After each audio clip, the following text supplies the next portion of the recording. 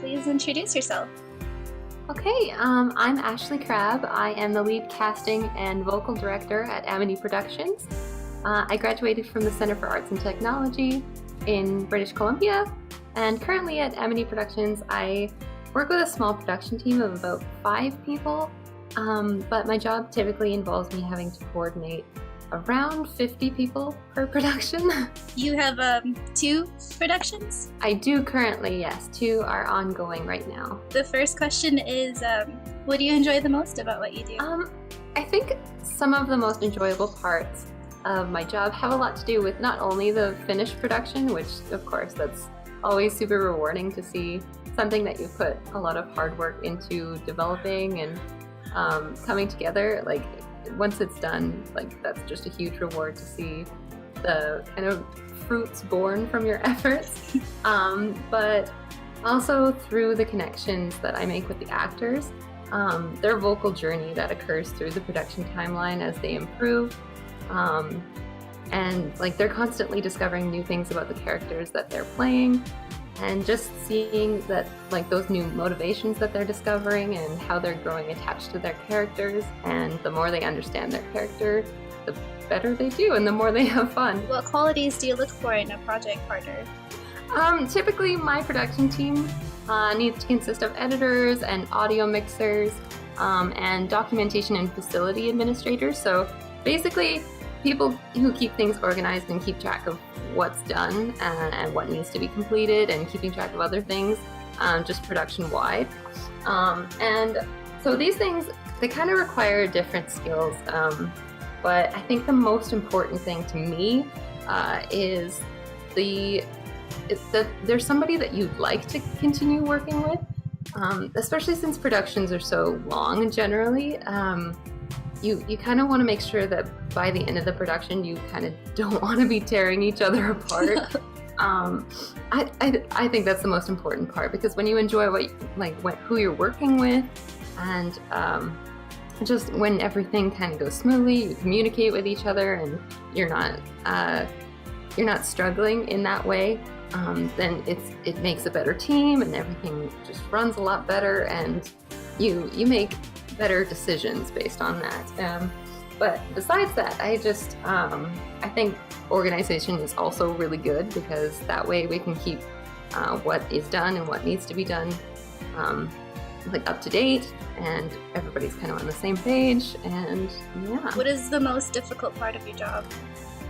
I would say the most challenging part of what I do is that not everything goes as planned and as scheduled. So the rest of the production teams have lives, the actors have lives, and things can just get scrambled, and it's absolutely it can be detrimental to projects, especially if you don't have a plan B, because in order to make sure that things don't just shut down and stagnate, you have to be able to be adaptable and make new choices depending on how much time you put into the project, or finances even. It can really make things difficult when things don't run smoothly, and when people can't continue to be involved because things just aren't organized enough. So that's definitely one of the hardest parts, keeping things on track. What traits do you think have been the most helpful in your life? Organization. I cannot say it enough times. I think I've been enhancing my organization skills for pretty much as much my whole life as I could, and I can't say that there's been any trait that's really been any better. It just keeps people on the same page, and it kind of makes my job a little easier, because the more organized everything is, the less questions I have to answer in the long run, which is kind of good, because it's a time saver, and it helps people be less confused, and just things move a little bit smoothly. And I think also, in addition to that, kind of being sociable, being able to address people's concerns and socialize effectively and productively with the rest of the team and with my actors, it couldn't be more important, because communication is key in projects and keeping them running, and humans like they aren't omnipotent. They can't hear what each other is thinking all the time. So if somebody is doing something that could be done better, or really anything to that effect, they're not going to know unless you can communicate with them quickly, but also professionally, that needs to be changed in some way. So I think those are two really important things: communication and organization. What are some challenges that you're facing now?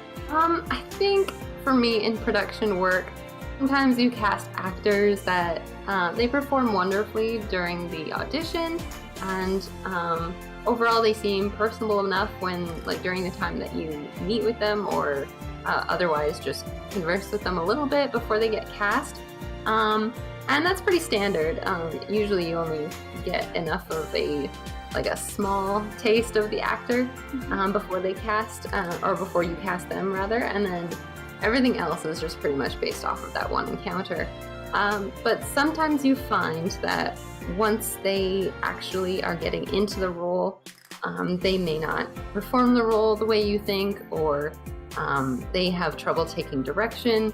And that's something that can be worked on. Sometimes it's a little difficult. The worst challenge is when they come into a project and their behavior is unsavory, or they're treating people with disrespect. Honestly, it's just hit or miss with some people. Sometimes they will be like that, and sometimes they won't, and you gotta take a chance. That's probably the biggest challenge. What is the greatest lesson you've learned in your journey so far? Oh goodness. I think the most important lesson across that journey, don't be afraid to use what I know. Even as a director, like, I'm still at a point where I'd like to avoid my actors feeling unhappy through interpreting my feedback as an insult, or like I'm saying that they're not doing well enough. But my feedback is integral for their growth and the quality of their performance.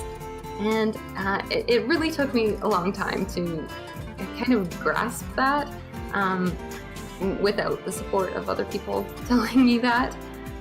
But if a performance isn't as strong as it could be, for whatever reason, it's my job to let the actor know, and to suggest ways for them to improve upon the delivery, and in turn improve themselves as actors. And kind of instigate that thought process that will hopefully keep occurring every time they receive a new role. And sometimes it's difficult to see that your feedback can kind of help someone, but as long as it's kind and constructive and productive and specific feedback, there's really no reason that it shouldn't promote their growth. And what an actor decides to do with that feedback determines their success overall, I suppose.